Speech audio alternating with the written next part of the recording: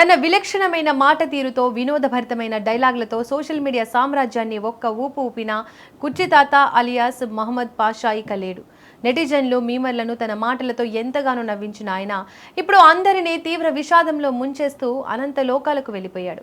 హైదరాబాద్లోని కృష్ణకాంత్ పార్క్ సమీపంలో గుండెపోటుతో అతను అకస్మాత్తుగా కుప్పకూలి ప్రాణాలు కోల్పోవడం సామాజిక మాధ్యమాల్లో పెద్ద కలకలం రేపుతోంది. ఒకప్పుడు ట్రెండింగ్లో నిలిచి స్టార్ హీరో సినిమాలో పాటగా మారిన ఒక డైలాగ్ సృష్టించిన ప్రస్థానం ఇలా అర్ధాంతరంగా ముగిసిపోవడం అందరినీ కలిచివేస్తోంది.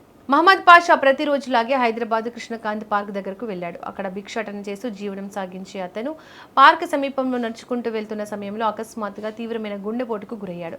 అక్కడ ఉన్న స్థానికులు, పార్క్ సిబ్బంది అతన్ని గమనించి ప్రాణాలు కాపాడేందుకు సిపిఆర్ చేసే ప్రయత్నంలోపే అతను కన్నుమూశాడు. నిమిషాల వ్యవధిలోనే అతని ప్రాణాలు గాల్లో కలిసిపోవడంతో అక్కడి వారు దిగ్భ్రాంతికి గురయ్యారు.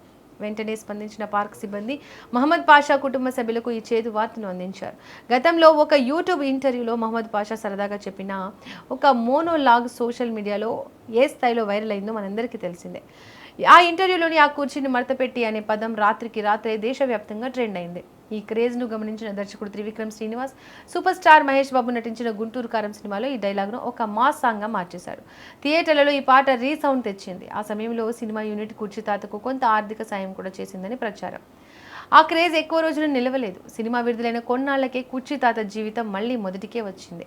యూట్యూబ్ ఛానళ్లు అతన్ని ఇంటర్వ్యూలు చేసి వ్యూస్ రాబట్టుకున్నంత కాలం చూశాయి. ఆ తర్వాత అతను అవుట్డేటెడ్ కంటెంట్గా మారిపోవడంతో ఎవరు పట్టించుకోవడం మానేశారు. దీంతో అతను మళ్లీ రోడ్డు పక్కన భిక్షాటన చేస్తూ కాలం వెళ్లదీయాల్సిన పరిస్థితి వచ్చింది.